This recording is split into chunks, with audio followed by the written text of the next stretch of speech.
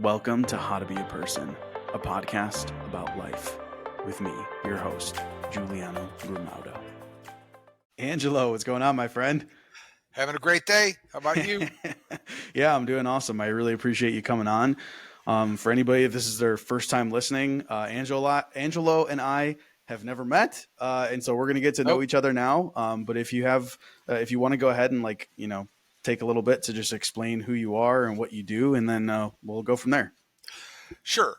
I'm a consulting psychologist in Nashville, Tennessee. I've been working with businesses for the last 43 years.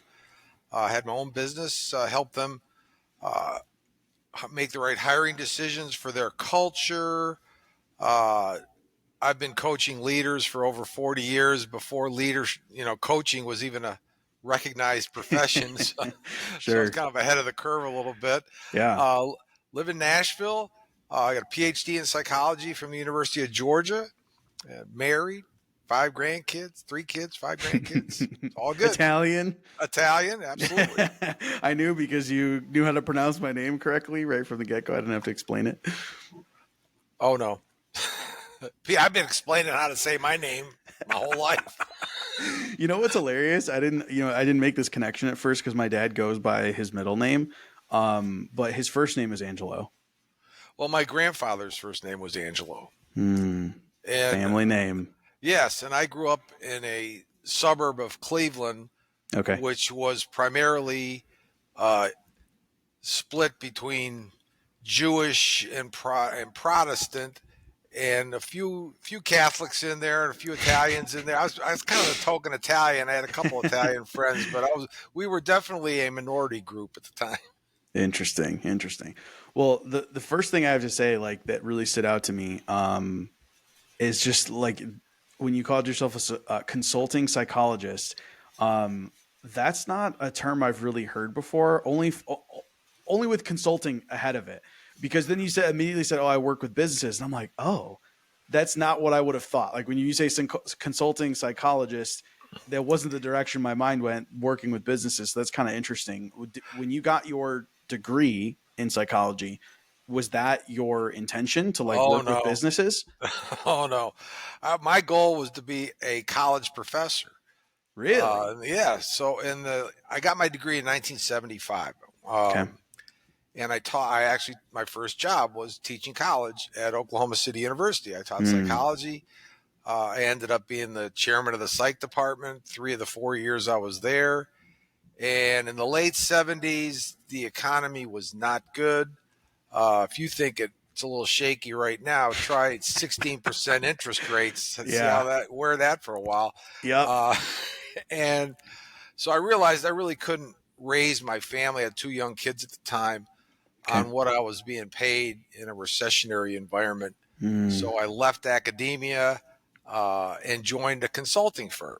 And it was a international, actually, psychological consulting firm, RHR International. I owe them a great debt of gratitude. Thank you for teaching me how to do what I do. So I worked with them for 2.5 years in their Memphis office. I was in Oklahoma City, then I moved to Memphis. And I really fell in love with working with businesses. So they really taught me the basics and gave me a great background on how to work with businesses, with leaders, and with companies. Yeah. And in 1982, I developed a relationship with a client in Nashville who encouraged me to move to Nashville and set up my own shop. And he kind of, I hate to use a Godfather reference, but he made me an offer I couldn't refuse. So I moved to Nashville on a flyer, took a chance, and 43 years later, I'm still doing it. Interesting.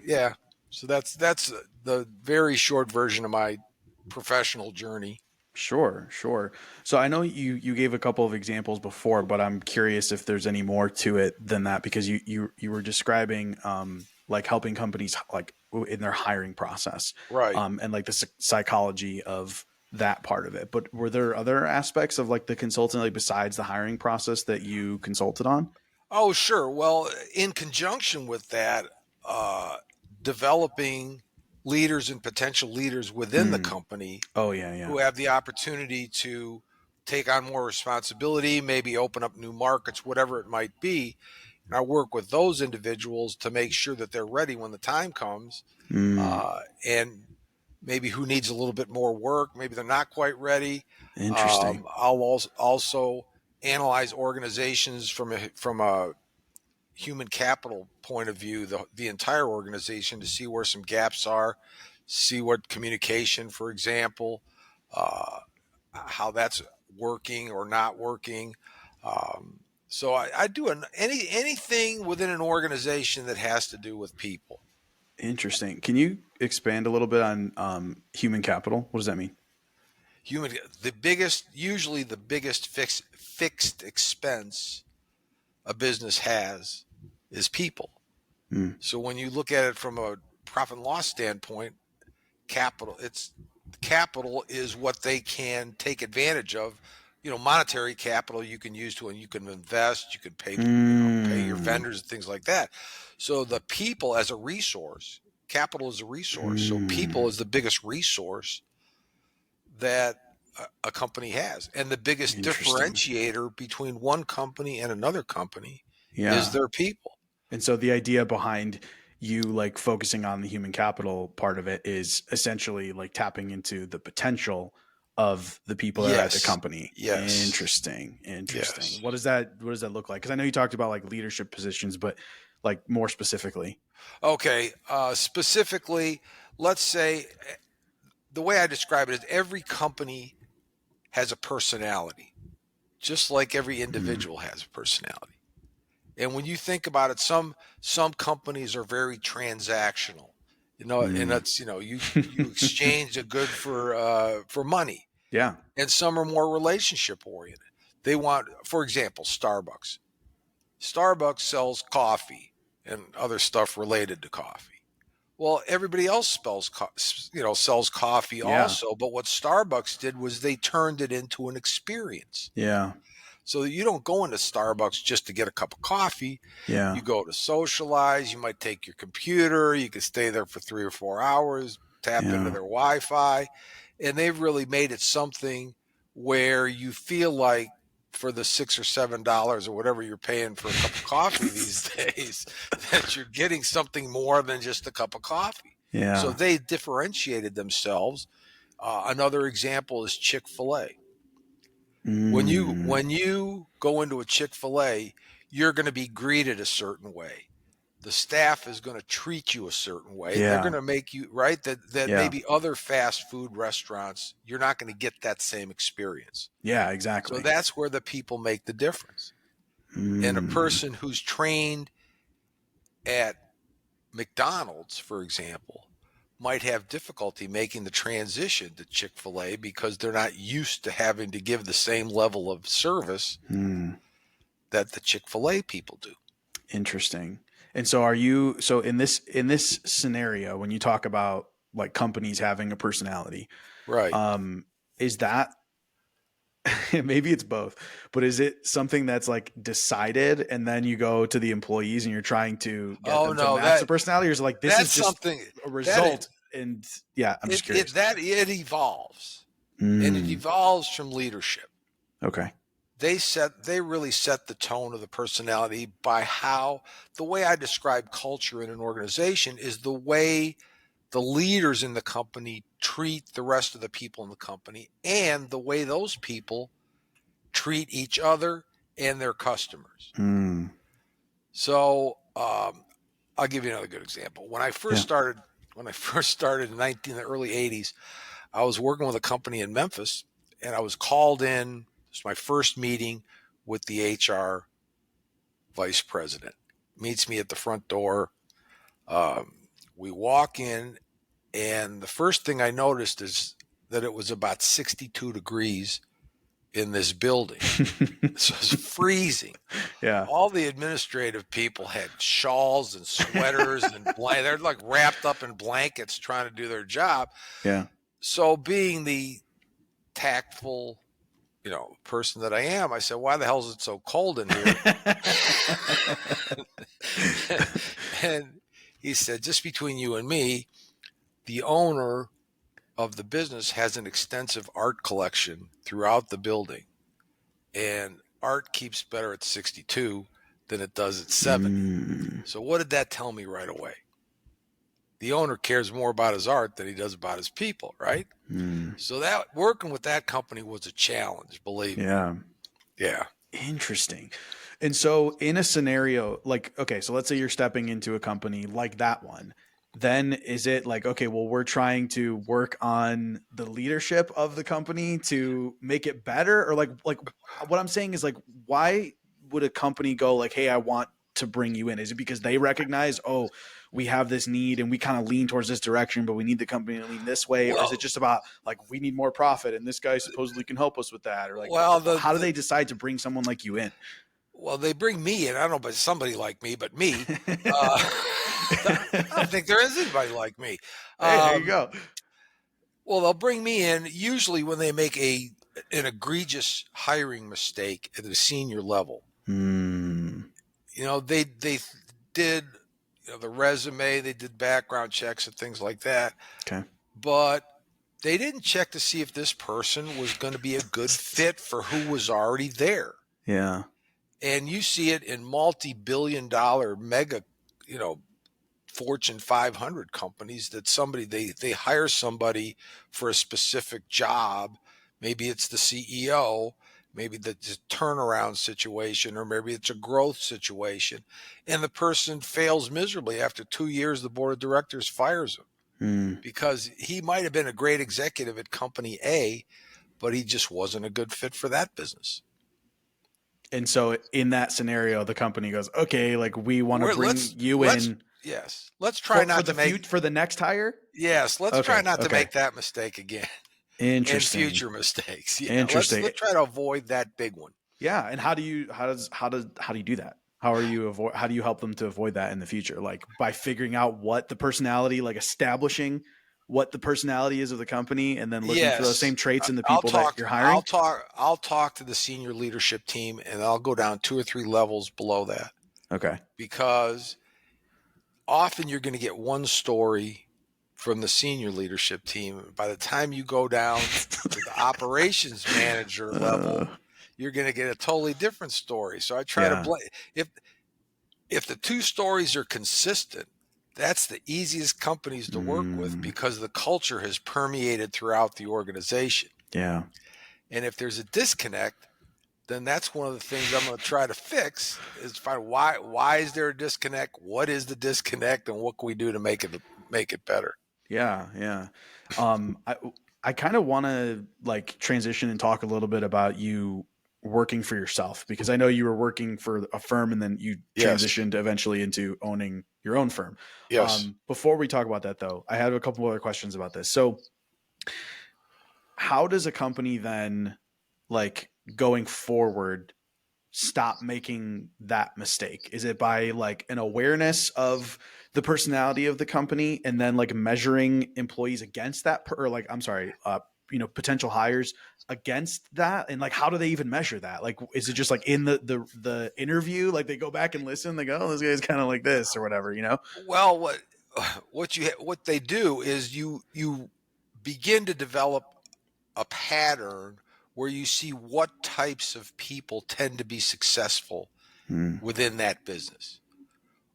I mentioned communication is huge. mm, Emotional intelligence is huge. Some analytical skills might be important.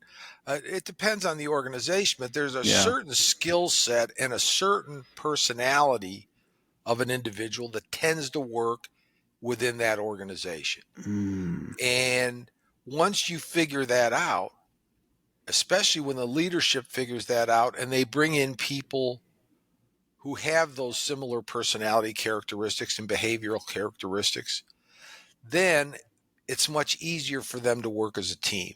mm, And the most successful organizations don't have one overriding leader at the top. They have a team, yeah. maybe 5, 6, 7, 10, 12, 15, whatever executives who really chart the course for that organization and Yeah. make all the key decisions. Yeah. That's honestly, it's super interesting. You know what it's making me think about? Not too long ago, I had a conversation with a woman who basically helps companies in the realm of DEI. and like Hmm. everything that's been going on in the US with that whole subject right now. And I'm curious how, like, has that affected at all, like the type of help that you provide? Because I can imagine, like, in talking about culture fit, like there has to be some sort of overlap with that subject. Well, in the organizations that I work with, they've always been uh, kind of neutral in terms of hiring the best people, regardless of their race, creed, national origin, color, whatever it might be. Yeah. So they've always been looking at hiring as a meritocracy, Mm. and the people that I've helped bring into these organizations come from every kind of background you can imagine, every Yeah. race, creed. I mean, it doesn't matter. The Yeah. company, I don't want to say they don't care, but I'm going to say they're neutral toward it. They just want to hire the Sure. best person for the job. Yeah. And I think Interesting. that's all anybody really wants is an opportunity to show what they can do. And if they're the best person for the job, God bless them. They're going to Yeah. get hired. Yeah. I agree with that. So what's interesting is this other conversation that I had. One of the things that she mentioned was that someone who might be the best fit for the job might not be the best fit for the team.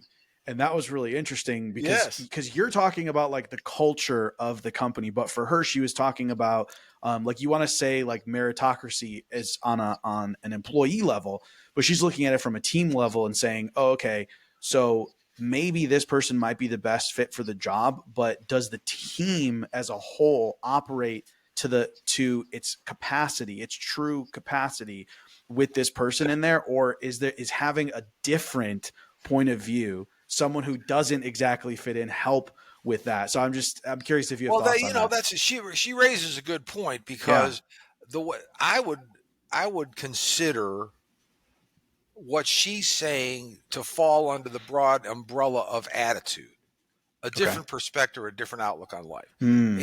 And one of the things that I preach to my clients when we first start working together is companies hire for skills based on what they see on a resume and based on a person's past performance. They end up firing for attitude. Hmm.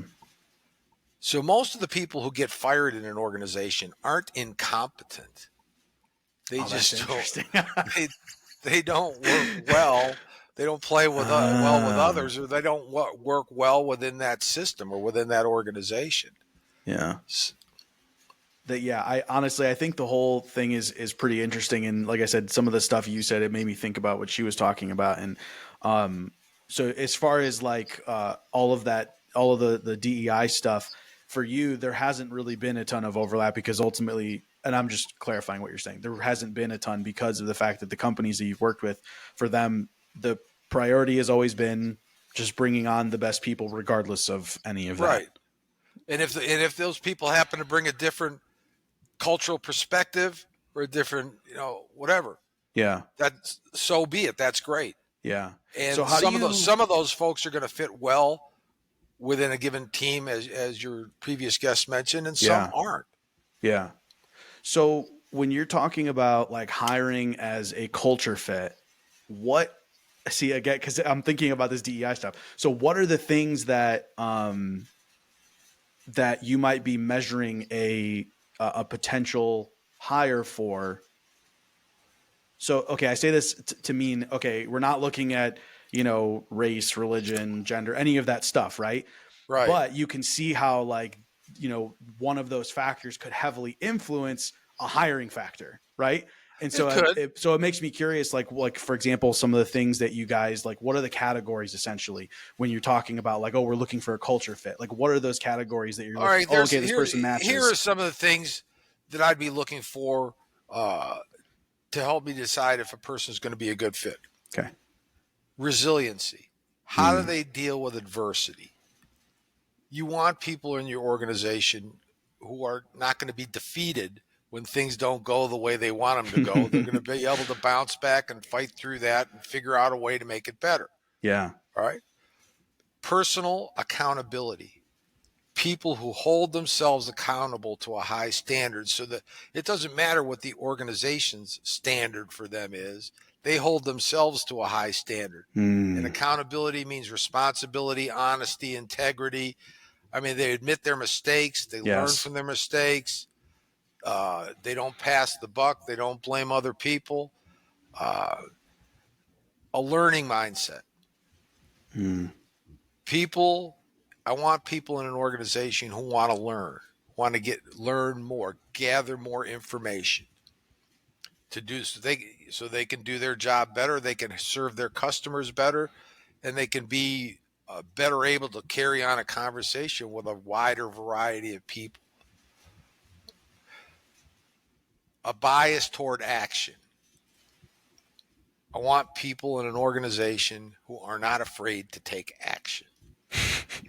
Because not to decide is to decide. So I want people who are willing and ready and able to do something.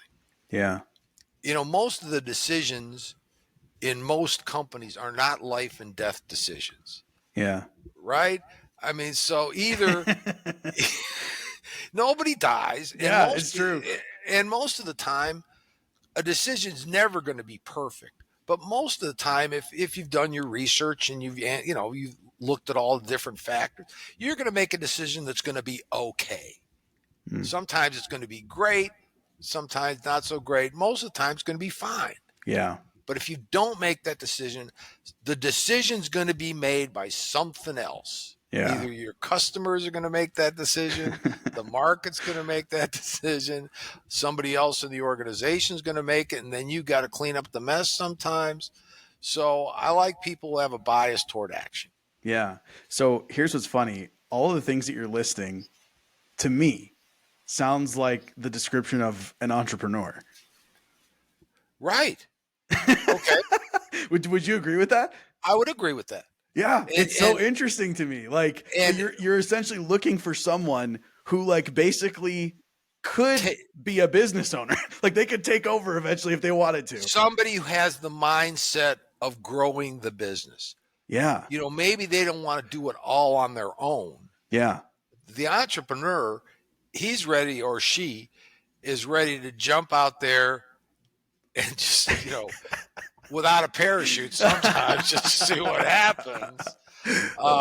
But not everybody has that in them. Yeah, sure. But I think a lot of people have that desire to make whatever it is they're working on better. So they can take an entrepreneurial mindset to their area of responsibility or to their job. Yeah. Let's find a way to do it better. Let's find a way to do it faster. Let's find a way to make the customer happier, more delighted. Yeah, yeah. And I heard somebody talking about, like, hiring and keeping good employees. Part of keeping good employees is, like, giving them the opportunity to, like, grow within the company. Because when you hire a good employee, like you said, that's what they want. Like, they almost have this entrepreneurial mindset. And if you don't give them the opportunity to grow and to to tap into that and to take responsibility for things and let them take action and do all that stuff, they're going to go somewhere else. Yes, and they are. do it somewhere else. So I used to work at Trader Joe's. You know Trader I Joe's? know Trader Joe's, one right down the street from me. Okay, Trader Joe's, like, perfect example of this. Like, so I remember when I worked there, first of all, every employee in the store does everything. Okay. So if you, anybody you talk to at the register also stocks the shelves, also cleans, also does whatever. Okay. Everybody does everything. And one of the things I remember that, like, really stood out to me, because it just was so crazy, was, first of all, they have you, basically what they said is that your number one priority is the customer, meaning I don't care what you're doing. If there's a customer next to you, talk to them. And if you have to stop what you're doing to help them find something or talk to them or solve their problem, you do it. Like the priority is the customer, not getting the shelf stocked. And one of the things that they talked about was, like, if you're talking to somebody and they're like, hey, I saw this new item, because Trader Joe's always has new items, right? Right. And they're like, if they haven't tried it yet, open it and let them try it. And That seemed so crazy to me because that's like there's no other grocery store where that happens, right? Right. But like, and people would be shocked too because they would be like, "Oh, this is new, right?" I'd be like, "Oh yeah, have you Or tried do it I yet?" have And they to go, buy this now? You opened "Yeah." it. Do I have They to go, buy it now? "No." No. So they go and they're like, "I haven't tried this before. Is it good?" And I was like, "Oh, here, let's try it together." And I just pop it open and I go, "Here, take one. I'll have one too." And so I'm saying all of this to say, like, it's a perfect example of what you said. First of all, a bias towards action, but second of all, like giving people like responsibility and ownership, right? Like just Yes. like you are like what they expect you to do is act as if you own the store. Because if you own the store, that's what you would do. Right. If you Right. stocked this thing and someone was like, I've never tried it before. I wonder if it's good. You'd be like, let's try it together. You just Right. pop it open. And so like, yeah. And the same thing, like they hire from within, like they want people to grow. Like it's exactly, I don't know, everything you're saying. I'm like, oh wow, they really nailed all that stuff. Well, there's another That's why great people stick example. around. Yeah, and that's why people go to Trader Joe's. In my neighborhood, there's a Trader Joe's, and at the back of the Trader Joe's basically is a Kroger. But some people, the Trader Joe people, are not going to set foot in the Kroger Exactly. because it's a totally different experience. Yeah. And what the Trader Joe, I don't shop at Trader Joe's myself, Sure. just personally, but I have been in there a few times, and it's kind of like the Starbucks experience. And Yeah. Kroger's is just a slog. You're just going in, get your stuff, and get out. Yep. To me, it's I'll like give you Starbucks versus Dunkin' Donuts. You know, like exactly. Dunkin' Donuts, like yes, there's a certain personality to it in the sense of like they have obviously established branding, but there's nothing about the experience that is established. Like Nobody you just wants go to in there hang and get out. coffee. Nobody wants to hang out at Dunkin' Donuts. You right? honestly don't. You go in and you're No. kind of like, it's a little dirty, and I can't tell. And like, there's no like rhyme or reason to like what music is playing or how Right. nice or rude the person Right. the counter is going to be. It's Nothing like it's that. the McDonald's Chick-fil-A. Exactly. It's the same thing. Exactly. Yeah. Now years ago, I learned something about Ritz-Carlton, Okay. which is a great hotel chain, right? High-end hotel chain. And they have one of the best corporate mottos ever. Ladies and gentlemen serving ladies and gentlemen. Mm. Okay? And one of the things because I like to ask some questions sometimes when I go into a place that I think does something right. You know? Yeah. And so I asked one of the managers, I said, why do you think people stay at a Ritz-Carlton? Why do you think you're special? And he said, well, customer service is the utmost important to us. I'll give you an example. You're not supposed to know this, but I'm going to tell you. Every employee has a $2,000 budget that they can spend on a guest to make that guest happy. Wow. If the guest is unhappy, they can spend $2,000 to make that guest happy, and no questions asked. Yeah.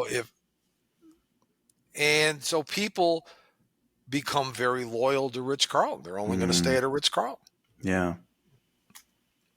No, that's really cool. Okay, so the one of the questions I had from before when you were explaining all of the different traits that you might look for, how is someone when they're hiring looking for these traits? Like, are you implementing some sort of like personality test when people are doing it, or like are you just asking certain questions during the interview process? Are you changing the interview process? Like, how do they actually filter for these things? Yeah, I use a combination of standardized assessments and an interview.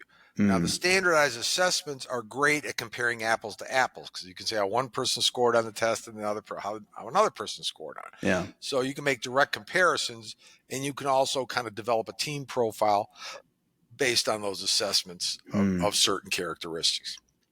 The interview is really the secret sauce. That's where I can figure out what makes that person an individual, what makes them unique. I'm digging into what they've actually done, not what it says on their resume. Yeah. Because a lot of people lie. Believe it or not, people lie on their resume. It is not a mini business biography. It's a marketing document. So they're going to spin it the best way they can. Totally. So I'm trying to cut through the fluff and cut through the bull and find out what has this person actually done, and did they Yeah. do it, or did their team do it? Did they do it in conjunction with their team? Did Mm. they build their team? What are some of their successes? What are some of the mistakes they've made? What did they learn from those? Why did they leave certain jobs that they've had? I mean, what was their best? You know, who do they look up to as a leader, or a mentor, and who do they think is Mm. a really a terrible leader? I mean, I'm looking at all those factors Yeah. because I want to see what really makes that person, like I said, tick. What makes them an individual? Yeah, interesting. So, it's funny. I always say that so I'm an entrepreneur myself. I feel like I have been for just since I was a kid. I always was like trying to sell stuff and whatever. Oh, sure. But I've also had a ton of jobs. And what's funny about it is now that like I'm hearing everything you're saying, I'm like, I get why all these people hired me. Like I always used to say, I'm like, oh man, I'm so good at interviews. Like I'm so good. Like Yeah, for me, it that's felt why you're like doing what you're doing right now. yeah.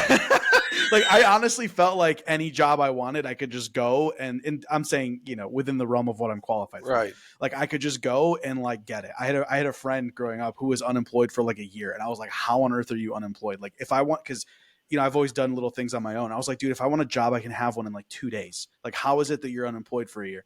Anyway, I'm saying all this to say it's funny because everything you're describing, like I said, to me sounds like an entrepreneur, and that's what I am. So it doesn't surprise me that I would go and Right. talk to these people and be like, "We gotta hire this guy," because those are like the personality traits. Well, it's amazing to me that some people come into an interview with me knowing that this is a critical step in the hiring process, and they're totally unprepared. Yeah. Okay. For example, I like to walk them through their job history. Mm. Tell me what's the first job you had? Well, Yeah. I start in high school and I work through college and then I get to what's the first job you had? I love How'd you that. get that job? Why'd you take that job? What was the Mm. job? By the time I get to the third job, if they say, "Gee, I should have had my resume in front of me," I'm thinking, "This is your life. You don't even know what you, what you did in your own life." Right? I mean, Yeah. person shouldn't have to refer to their resume to tell me what jobs they've had, where they Yeah. were, how. I remember every significant event in my life, Sure. and Sure. I'm 76, So there's a so lot of events. there's a lot of events, yeah, and I remember all of them. So that's an immediate red flag. Interesting. And Okay. go ahead. Sorry. Yeah. I've like I told you, I've interviewed for a lot of jobs. And so I kind of like have an opinion about the whole interview process. And so it's interesting hearing you describing this and also just looking at it from that perspective because I was never, I never had employees. And so it was never something that I was like thinking about. It was always just like, this is so weird, this process. So what I'm hearing from you, which is interesting and feels different than interviews that I've been in the past, is it seems like yours is less, tell me about a time that XYZ. And instead it's more like, hey, yeah, let's talk about your experience. And you kind of like the idea is to get them talking about like what they Yes. liked, what they didn't like, how that went, like all of those things. Am I correct in saying that? Yeah. Well, my being a psychologist and having interviewed people for 40 something years, Yeah. I know how to get a conversation going and I Yeah. know how to move it in a different direction. Mm. Most people who are interviewing candidates haven't interviewed that many Mm. people. Even if they're in a hiring position, Yeah. if they've interviewed for every 10 they've interviewed, I've interviewed 1,000. Yeah. So, I bring a little different perspective but Yeah. their job really is to see if the person has the technical qualifications to do the job, Yeah. right? Yeah. See, this is the thing that's always like, obviously you can tell, like, I'm a talker. Like, I can talk like off the cuff and there's no filter, right? It's just like what's happening in my head is what's coming out of my mouth. And I always hated the like super structured questions of interviews. Like, it always used to drive me nuts because like, I just hated that. Like, I was always just like, can we just like talk? Like, you're a person, right? You're a person and I'm a person. Can we just have a conversation? And you can like judge me based on the conversation instead of these weirdly specific questions that I now have to like think of a specific scenario that happened and relay it to you in a way that sounds convincing. It's like, can we just exist and like have a conversation here? And but now what's interesting is what you're saying. Like, I get why that doesn't happen is because, first of all, not everyone has that skill of being able to have these conversations. And even if they do, it's like, this is their job, right? Is to like find the answers to very specific questions. Like, well, I'm just going to ask you. Here's what a lot of companies do. They'll have people go through a series of interviews with different people, okay, within the company.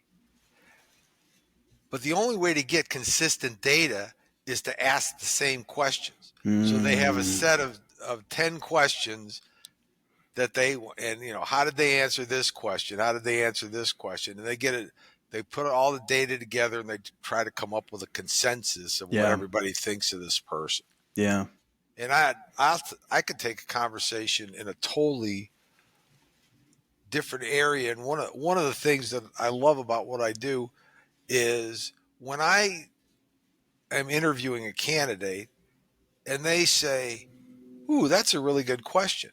What they're really saying is, "I wasn't ready for that question." That one caught me off guard. So then they have to think of an answer that they don't have canned because they've been asked the same question 1,000 times in the interview process. This is one so you're going to get either a sincere answer or a total bullshit answer. Either one of those is instructive. So I'm curious, like, do you feel like there's a better way to like interview and hire people than, and like, obviously this is your life's work.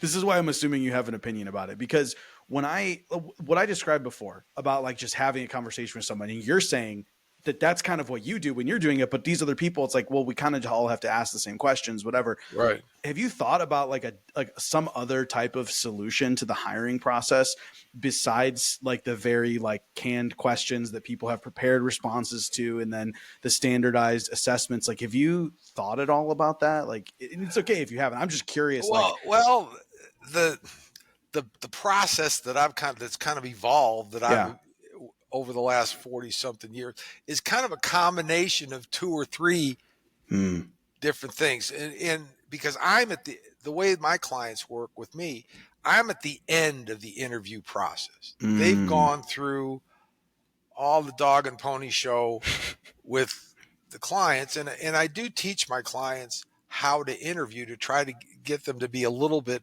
better at asking follow-up questions and digging into areas to find out whether a person is being honest, or to overcome their biases like confirmation bias, the halo effect, and all those interview biases that everybody has. But so once they get through all that, and I'm assuming, if they get to me, I'm assuming they have the background, the technical background, the experience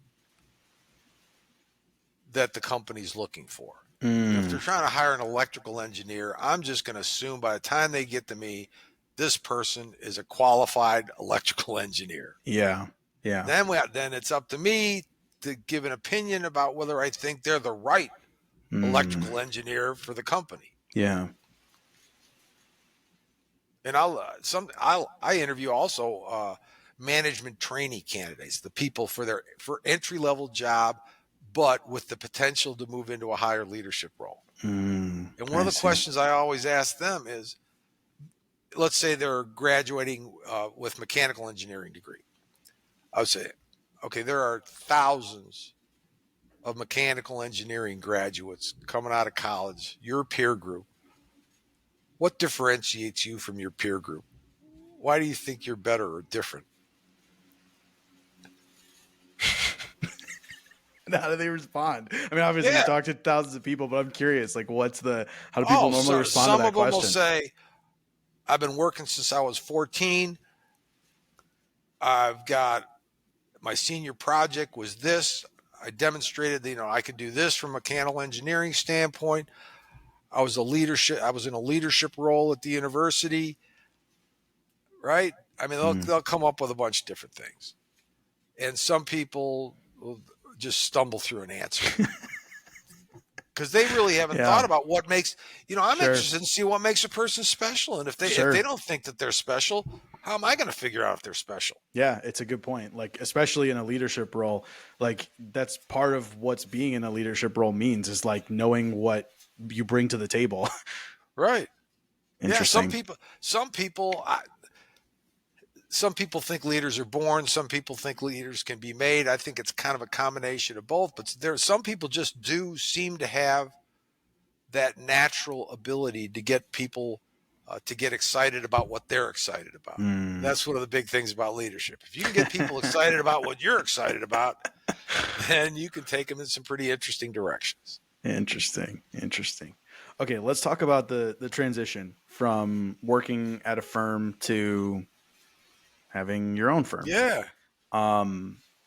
You said that it was interesting because you said that you were going to like work for yourself, but that the guy you talked to made you an offer you couldn't refuse. How did that work? I did not look at myself as an entrepreneur at all. I was working for this firm. They were paying me okay. Everything was fine. Yeah. I am not a good salesperson. So the thought of being in business for myself just never really occurred to me. I just didn't think about it. But as I said, this client in Nashville just made it so attractive. I mean, here's what he told me. All right. Yeah. Because he really liked what I did for him, but he didn't like paying the national consulting firm rates for what I was doing for him. You should work for yourself. Yeah, he says, here's what I'm going to do. I'm going to give you an office. You can run your telephone, your health insurance. You can run all the overhead through me. So you won't have any overhead. What? I'll guarantee you what you made last year. And he was on the board of one of the big banks in Nashville. Wow. And he's a native Nashvilleian. Everybody knew. He says, I will introduce you to all the right people in Nashville. So I'm thinking, I'm 33 years old, and I'm thinking, well, this doesn't work. I can just get a job. I'll get another job, right? Yeah. I'm 33. I can hang a shingle out and do counseling. Sure. So I just took a chance, and we shook hands on it. We never signed any paper. And I lived up to my end of the deal. He lived up to his end of the deal right up till he died. Wow. And he's really responsible for me having the career that I've had. When he passed away, I cried like a baby at his funeral. I really did. It was awful. And I was making peanuts, relatively peanuts, working for the consulting firm, and so if I was one peanut at the consulting firm, I made 3 peanuts. my first year on my own, and ended up with a small bag of peanuts after a while. Yeah, interesting.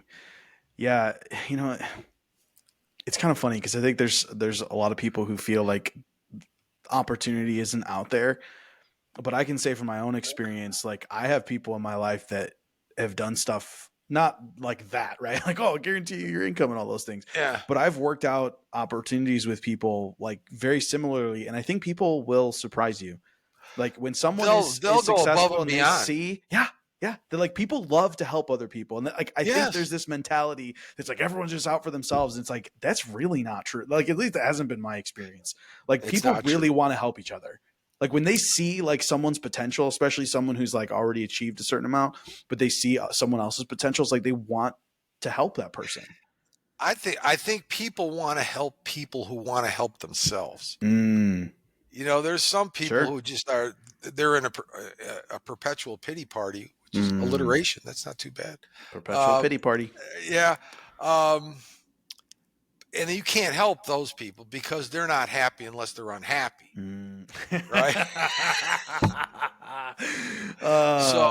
But Ain't that the truth a though? person who has the want to and just hasn't gotten the opportunity, if Yeah. you give that person the opportunity, the last thing they want to do is make you look bad, is make you look like Mm. you made a mistake. So they're going to work their butts off to make, something of themselves if you've given Yeah. them a little jump start or just Yeah. the boost that they need. And sometimes they don't need much of a boost. They just need somebody to believe in them. Yeah. Yeah. It's yeah. It's funny you say that because like I've obviously run into like lots of different types of people in my life, and you can tell the difference, right? Like you said, there's people who, man, it's so funny you said about like they're not happy unless they're unhappy, and like the people who are unhappy, it's almost like they can't see this for themselves, right? Like they don't see it. Oh They're no. just they're gonna sit there and complain. But when you're on the opposite side of it, where you're like, no, I'm happy when I'm happy, not when I'm unhappy, you can look and be like, wow, like it's crazy how addicted some people are to just being upset about stuff and shifting. I lost your It's sound. oh, you can't hear me? I can't hear you. Let's give this a shot. Oh, now I can hear. Well, Oh, can you hear me again? okay, I can hear you now. Okay, no Yeah, worries. yeah, yeah. Go back. Rewind. Yeah, no worries. So yeah, it's when you're I think people don't realize that your experience is so heavily influenced by your perspective of your experience. So like Oh, if you look sure, at it and you're sure. just like looking for all the bad things and looking for the bad in other people, it's like that's the experience you're going to have. But if you're like, man, life is amazing, people are awesome, like that's the experience that you will have. It's all there. That's the crazy part, is that it is true Right, that it is all right. of those things are there. It's all subjective. Most people are going to say on Sunday night they're going to say, "Oh, geez, I got to go to work tomorrow morning, right?" Yeah. Yeah. Well, I'm in business for myself, so on Sunday night I'm going, "Oh boy, I get to go to work tomorrow morning." Yes. Right? Yes. I have something fun to do. Yeah. And I can't wait to do it. Um, but if you go into whatever it is that you're doing with that attitude, oh man, I get to do this. You know, there's a lot of people in graveyards that don't get to do what I'm doing right now. Mm-hmm. So Mm-hmm. I'm gonna enjoy it. I'm gonna make the most of it. I've got an opportunity. I'm gonna take advantage of that opportunity. Yeah. So it's funny you say what you say. I have a so I drive a lot of Uber, and I've been doing it for like a really long time. Honestly, I love it because I get to talk to people Uh, all day long. It's actually like kind of oh, what sure. inspired this podcast. And I was talking to somebody about this today, where because like what you just said, when you were like, on Sunday, I think about Monday and go like, man, I get to go work on that thing that I love to do. And I was talking to this guy who basically he was like, oh yeah, like however many years ago I was going to retire. And I realized that like if I retired, like I wouldn't have anything to do. And so we kind of Right. were having this whole conversation about how people need purpose. And like when people retire and they don't feel like they have purpose, their health tends to decline very quickly. Like a lot of people when they Does. retire. Yep. And I know a lot of them. yeah, yeah. And so we were talking about like how it's kind of like this lie that everyone has been sold in order to convince you to make exceptions about what you're willing to do. Because if you think, oh, well, one day I'll be able to do nothing and that's going to be so great, then it's okay if, for now I'm doing something. It doesn't have to be like something I'm passionate about. It's whatever, right? And you will make exceptions and live a life that isn't full of purpose in the hopes that, oh, well, one day I'll be able to do anything or nothing, right? And then you get there and you realize, oh, like I want to be doing something. Like that's kind of the whole point of being alive, is Well, doing something. that's a great point. In at the end of my book, I mentioned I'm at the age now when people I haven't seen for a while, when I see them, they'll say, "Are you still working?" Mm. And I'll say, "Absolutely, I'm still working. My funeral and my retirement party are going to be on the same day." Yeah, I totally But agree. That's me. I'm like, I don't ever want to stop working. but people, when they think about retirement, they're thinking about retiring from something. What they Exactly. need to be thinking about is retiring to something. Yes. The Yes. next adventure. What's the Yes. next adventure?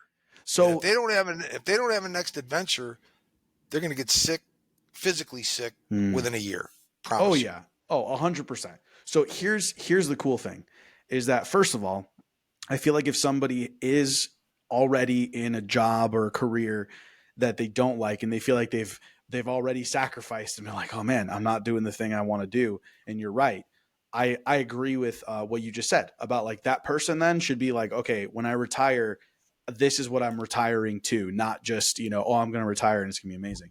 But I also feel like people who are further towards the beginning of their life and making these decisions need to be aware so that then they can their job is not to get started as fast as they can, but their job is to figure out what that thing is, like what those things are that actually make them feel alive and that they're passionate about, so that they can enjoy themselves up until they die and never feel like they have to retire. Because like you said, that's what happens is Right. they go like, oh, I'm retiring from this. Why? Because you don't enjoy it. It's because it's not lighting a fire Right. in you. It's not something you're passionate about. If you did, you would never want to Or stop. you're forced to. Yes. And Yes. those people who where there's a finite stop point for their career with that company, if they're not Mm, thinking about what their next gig is 5 years before that, they're missing the boat. They yeah. need to be doing some planning for. I mean, I have to leave this company at 65 years or whatever it is. Yeah. Then what? And they need to have a what at the at the end of that. What is Then that? what? What? Right? Yeah. So, okay, here's what's interesting. I think a lot of people become entrepreneurs because it feels like those are the two options, either having a job that you hate or doing the thing that you love to do. But what's cool is that I don't feel like you have to become an entrepreneur in order to do it. Like I think it's possible to find work that you love as an employee with a company that you are a good fit at and Yes. that has the potential for you to grow and to like tap into that like entrepreneurial mindset and like personality. And you don't have to feel like, I mean, eventually you might have to like actually have to retire from that company. Right. But like if you're doing what you feel like you're here to do, then you don't even want to retire. And I think, yeah, I share this. Well, part of the reason I talk about it is because I actually have a course that I sell called Discover Your Purpose. And so I want people to know Nice. about it, just because it happened to be the direction we're going in. But I do really feel like it makes a difference in your life. Like, and you can tell the people who go to work and do the thing that they feel like they're obligated to do versus people who go and do the thing that like it actually gives them energy. This is the Right. crazy part. Like we all like, I feel like the default is to associate work with expending energy. Like Right. you're tired at the end of the day. When you're doing something that you're passionate about, it's crazy. Like you literally have more energy. Like I Right. feel like like I feel like I need less sleep. I wake up earlier. I like jump out of bed. Like when you're doing what you feel like you're meant to do, it's like going on vacation, right? When people go on vacation, it's like you can't sleep the night before. As soon as you like wake up in the morning, you jump out of bed, you're so excited. It's like life can literally be like that. Like Oh, your sure. whole life can literally be that way if you find Absolutely. what that thing is for you. Yep. Yep. You're 100% right. And so many people never experience that feeling. And that is, it may not be the greatest feeling on earth, but it's right up there. It's in the top Oh yeah. five. Oh You can yeah, see for it. You can sure. see it from there. Uh, so and to be able, and there are people working in my clients' organizations who just can't. Their attitude is, I can't believe they're paying me to do this, man. It is so much fun, right? Yeah. People just and it can be in various areas of the company. The easiest one to think of is sales. I get to go out and meet with customers, and we get to go play golf, and Mm. but it could be in accounting, it could be in distribution, it could be in the warehouse.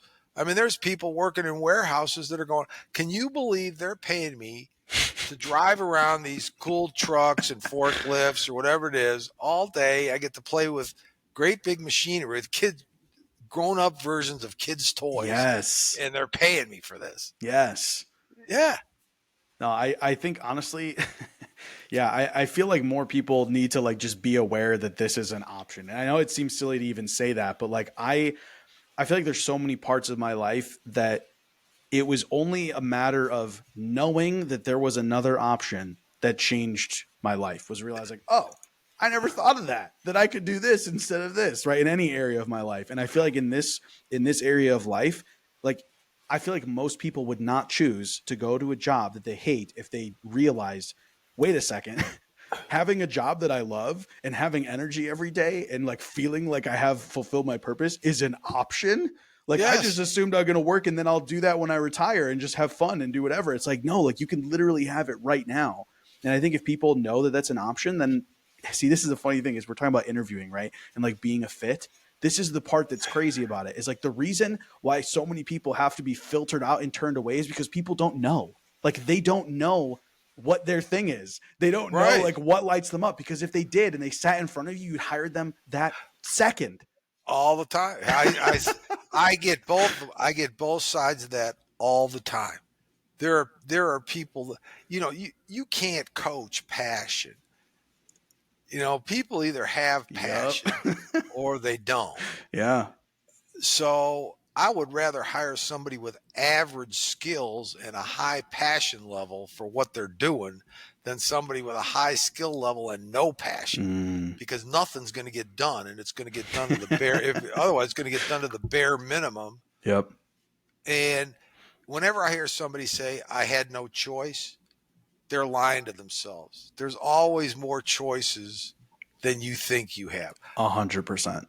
And, there's That's a lack of taking responsibility. It's a lack of Yes. responsibility. It was someone And else's fault. It's like, it is. And it's somebody who believes that, life control, outside forces control them instead of them controlling outside forces. yeah. And, I like people who feel like they're in control of their life and in control of the decisions and the choices that they make. Yeah. Because if you feel like you're not in control of your life, then it's hard to take responsibility. Mm-hmm. Because the world is acting on you instead of you acting on the world. And Yeah. I like people who are acting on the world. Agreed. Well, and people say like the way you do one thing is the way you do everything. And so it's like, well, if that's how the way you approach your life, it's the way you're going to approach this job. Yeah. Oh yeah. Yeah. So I wanted to talk about your book. So I know Sure. you mentioned it and I don't know the title or anything like that. So I'm going to show it to please you. share. You're making this way too hard. Find your easy way to enjoy life. Ooh, oh my gosh. How have we not talked about this whole time? This sounds amazing. Well, we Tell could me do about another. it. We could do another episode if you want. Let's talk about it right now. Tell me. Oh my Okay. gosh. This is so different from what we've been talking about because we talk about companies and hiring and stuff. I want to know all about this. All right. Why did I write this book? The reason I wrote this book is that so many people I see in both my business life and in my personal life that have what society considers to be the trappings of success. Mm. Okay. They got a great job. They got a great family. They got a great house. They take nice trips. They do this, but they weren't happy. Mm. And so I started to ask myself, why? Why aren't those people happy?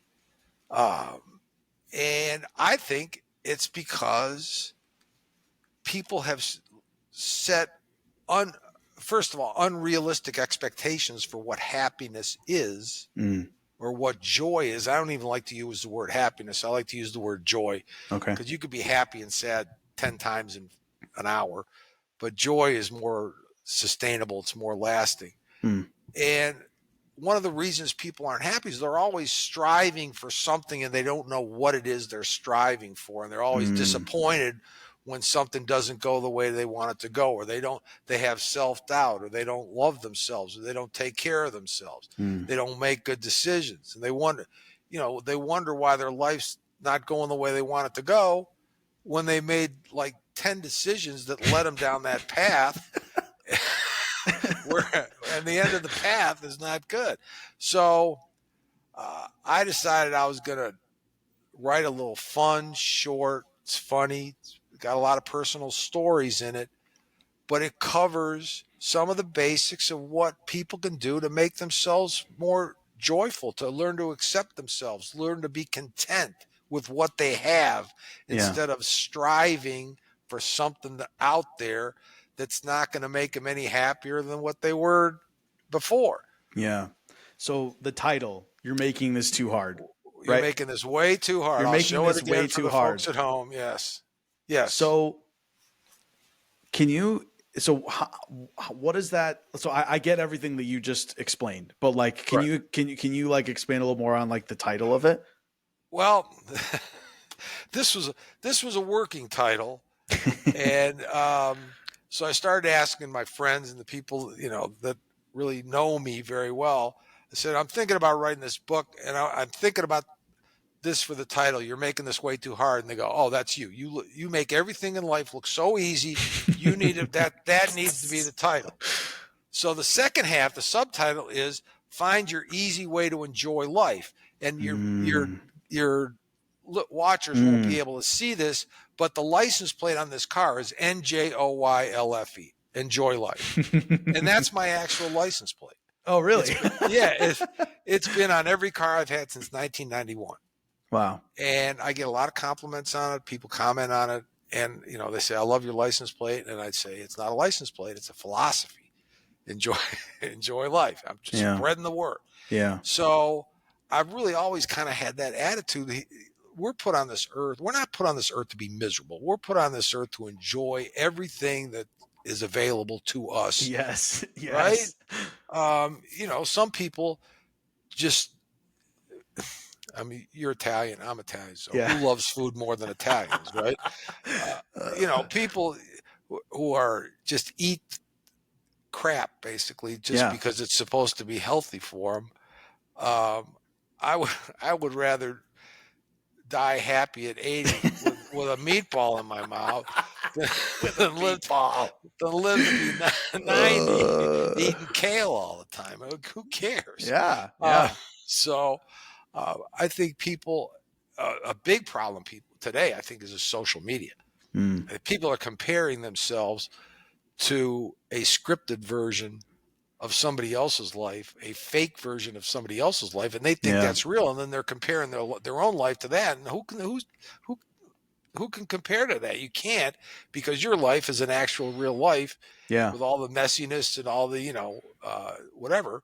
But people want to be like the social media influencers, and all those people.